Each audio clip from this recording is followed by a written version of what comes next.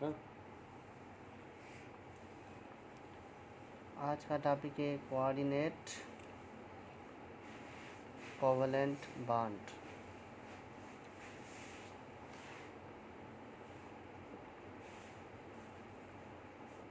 Coordinate covalent bond को dative covalent bond भी कहते हैं।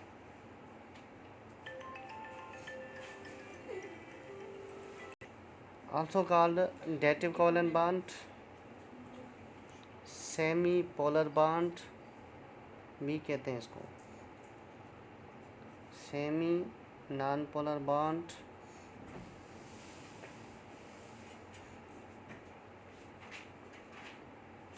को आयोनिक बॉन्ड, ये इसके मुख्तलिफ नाम हैं। ठीक है, ये बॉन्ड 1932 में सिजविक ने दिया था।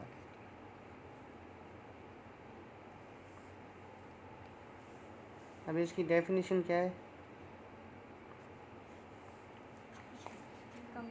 कोऑर्डिनेट कोवलेंट बॉन्ड की डेफिनेशन है, coordinate covalent bond is formed between two atoms when the shared pair of electron is donated by one of the bonded atoms. यानी आप कह सकते हो bond between nucleophile and electrophile. अभी nucleophile क्या होता है? Electron pair rich species. एक होता है इलेक्ट्रॉन पेयर डिफिशिएंट, जिसको इलेक्ट्रॉन की ज़रूरत हो। जैसे नाइट्रोजन 5वें ग्रुप का एलिमेंट है, 5 इलेक्ट्रॉन बनाओ। ठीक है, हाइड्रोजन पहले ग्रुप का है, ये कोवलेंट बॉन्ड बनाएगा, ये भी इसके साथ कोवलेंट बॉन्ड। ठीक है, ये भी इसके साथ कोवलेंट बॉन्ड। बोरान तीसरे ग्रुप का एलिमेंट है, फ्लोरीन के साथ ये कोवलेंट बॉन्ड बनाएगा, इस फ्लोरीन के साथ कोवलेंट बॉन्ड बनाएगा, इसके साथ भी। अभी यहाँ पर 2 इलेक्ट्रॉन की कमी है, इसके पास 2 इलेक्ट्रॉन हैं, इसको हम कहेंगे न्यूक्लियोफाइल, क्योंकि इलेक्ट्रॉन पेयर रिच है, इसके पास लोन पेयर हो और जिसको लोन पेयर की ज़रूरत हो, तो यहाँ पे इन दोनों के दरमियान कोऑर्डिनेट बॉन्ड बन सकता है। यानी ऐसे बनेगा कि ये अपना इलेक्ट्रॉन पेयर डोनेट करेगा, किसको? बोरान को। यानी ये एक इलेक्ट्रॉन हुआ, इसने इलेक्ट्रॉन दे दिया। उसके बाद यहाँ पे एरो की निशानी लगानी है, यानी इसने इलेक्ट्रॉन इसको दिया। दोनों स्पीशीज़ में दोनों एटम के ऑक्टेट पूरा हो गया ना, 1 2 3 4 5 6 7 8, इसका भी ऑक्टेट पूरा हुआ। ये निशानी किसकी है? कोऑर्डिनेट कोवलेंट बॉन्ड की। इसको हम कहते हैं अमोनिया एडक्ट, क्योंकि अमोनिया की तरफ से बनाया गया है बॉन्ड। तो यानी अमोनिया में नाइट्रोजन जो था वो इलेक्ट्रॉन पेयर रिच था, और बोरान जो था वो इलेक्ट्रॉन पेयर डिफिशिएंट था। कोऑर्डिनेट कोवलेंट बॉन्ड को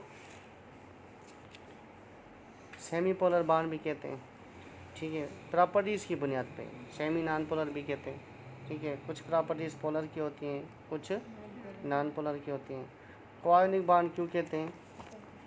देखो, अगर कोऑर्डिनेट कोवलेंट बॉन्ड में नाइट्रोजन अपना इलेक्ट्रॉन जब देता है, किसको? बोरान को। देने के बाद इस पे आएगी पॉजिटिव चार्ज, इस पे आएगी नेगेटिव चार्ज। फिर हम यहाँ पे लाइन देंगे, एरो की निशानी नहीं देंगे।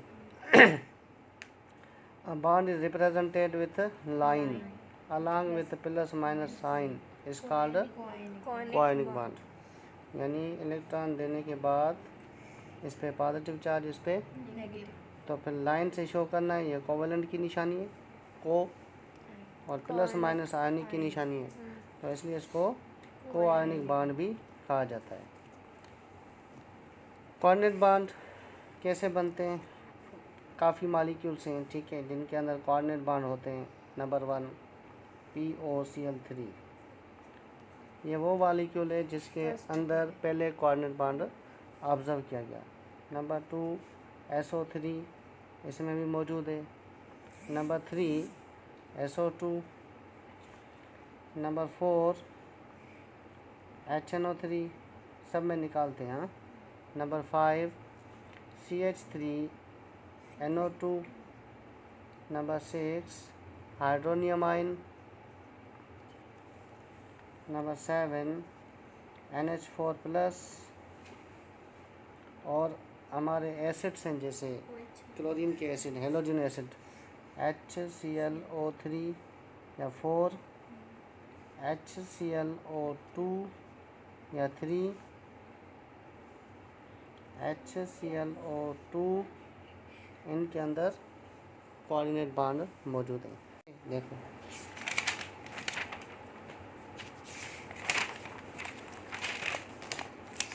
पहला मॉलिक्यूल है POCl3, इसके अंदर कोऑर्डिनेट कोवलेंट बॉन्ड कैसे है?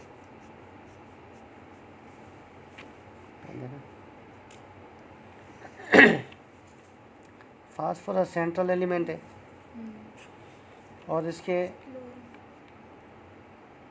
पास 5 इलेक्ट्रॉन है। अरीबा पेंसिल देना, पेंसिल अरीबा। फास्फोरस इसके पास 5 इलेक्ट्रॉन है, ठीक है। ये 5 कितने हैं? क्लोरीन 3 है। ये क्लोरीन, ये 7th ग्रुप का एलिमेंट है, ठीक है। तो ये बनाएगा इसके साथ कोवलेंट बॉन्ड। ये क्लोरीन कौन सा बॉन्ड बना रहा है? कोवलेंट। और ये वाला क्लोरीन ये भी बना रहा है कोवलेंट बॉन्ड। अभी एक ऑक्सीजन बच गया। अगर हम देखें यहाँ पे 2 इलेक्ट्रॉन रख रहा हूँ मैं यहाँ पे, तो ये बनाएगा डबल कोवलेंट। तो फास्फोरस जो है इसका हो गया सुपर ऑक्टेट। 1 2 3 4 5 6 7 8 9 10। पर यहाँ पे इसका ऑक्टेट पूरा हो गया है ऑक्सीजन का। इधर इसका ऑक्टेट पूरा, इसका भी, इसका भी। तो यहाँ पे फास्फोरस अपना ऑक्टेट पूरा करने के लिए ये इसके साथ शेयरिंग नहीं करेगा। ऑक्सीजन अपने इलेक्ट्रॉन अपने पास रखेगा। अभी इसको कितने चाहिए? 2। और ये जो है इलेक्ट्रॉन पेयर रिच है, ठीक है। अभी यहाँ पे फास्फोरस अपना 1 इलेक्ट्रॉन, ठीक है, 1 इलेक्ट्रॉन डोनेट करेगा। इलेक्ट्रॉन पेयर ये यूटिलाइज कर रहा है, ठीक है। ऊपर ऑक्सीजन को देकर इसके साथ बनाएगा कोऑर्डिनेट कोवलेंट बॉन्ड। तो how many coordinate covalent bond in POCl3? 1, ठीक है। दूसरा एग्जांपल है कितने? 6। तो ऑक्सीजन को ये अपने डोनेट करेगा, यानी 3 में से 1 इलेक्ट्रॉन पेयर ऑक्सीजन को डोनेट करेगा, एक कोऑर्डिनेट कोवलेंट बॉन्ड बनाएगा। दूसरा ऑक्सीजन यानी दूसरा सल्फर 2 में से 1 इसको भी डोनेट करेगा, कोऑर्डिनेट बॉन्ड बनाएगा। तो एक ऑक्सीजन इसके साथ बनाएगा डबल कोवलेंट बॉन्ड। तो SO3 में कोऑर्डिनेट कोवलेंट बॉन्ड कितने हुए? 2। चौथा मॉलिक्यूल CH3NO2, इसमें कोऑर्डिनेट कोवलेंट बॉन्ड कैसे निकलेंगे? कार्बन बनाएगा 3 कोवलेंट बॉन्ड हाइड्रोजन के साथ, 1 बनाएगा नाइट्रोजन के साथ। तो नाइट्रोजन के पास लोन पेयर हो गए यहाँ पे 2। तो 1 बनाएगा ऑक्सीजन के साथ डबल बॉन्ड, तो 1 ऑक्सीजन के साथ बनाएगा कोऑर्डिनेट कोवलेंट बॉन्ड। तीसरा मॉलिक्यूल है एसिड वाला HClO3, इसमें कैसे बनेंगे कोऑर्डिनेट कोवलेंट बॉन्ड? यहाँ पे जितने H हो ना उतने OH लगाओ सेंट्रल एलिमेंट के साथ। ये हो गया क्लोरीन, और क्लोरीन के पास होते हैं 7 इलेक्ट्रॉन्स, ठीक। और यहाँ पे क्लोरीन ऑक्सीजन के साथ हाइड्रोजन जोड़कर बनाएगा कोवलेंट बॉन्ड।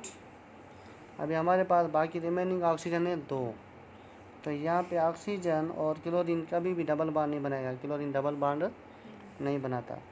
तो यहाँ पे ये क्लोरीन अपना इलेक्ट्रॉन ऑक्सीजन को देकर क्या बनाएगा, कोऑर्डिनेट बॉन्ड एक। अभी इसके 2 इलेक्ट्रॉन पेयर बच गए, तो ये दूसरा जो है क्लोरीन, ये भी ऑक्सीजन के साथ, ठीक है, ये इसके अपने 6, यहाँ से एक इलेक्ट्रॉन जो इसके 2 थे, एक दिया इसको, तो इसके साथ क्या बनाएगा, कोऑर्डिनेट कोवलेंट बॉन्ड। तो HClO3 में कोऑर्डिनेट कोवलेंट बॉन्ड कितने हैं, कितने हैं, 2, ठीक है। और SO3 में कितने निकले, 1। बाकी मॉलिक्यूल्स में आप लोग प्रैक्टिस करोगे खुद सारे निकाल के, फिर मुझे बताना। तो इस तरह ये मॉलिक्यूल जो हैं, जो भी मैंने लिखे थे यहाँ पे, इन सब के अंदर कोऑर्डिनेट कोवलेंट बॉन्ड मौजूद हैं। तो पहला POCl3 में कितने, 1, HNO3 में 1, NH4+ में 1, HClO2 में 1, SO3 में 2, CH3NO2 में 1, इसके अंदर 3, SO2 में 1, H3O+ में 1, HClO3 में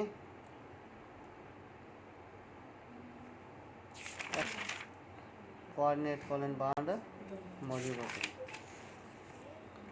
coordinate covalent bond once formed is not indistinguishable.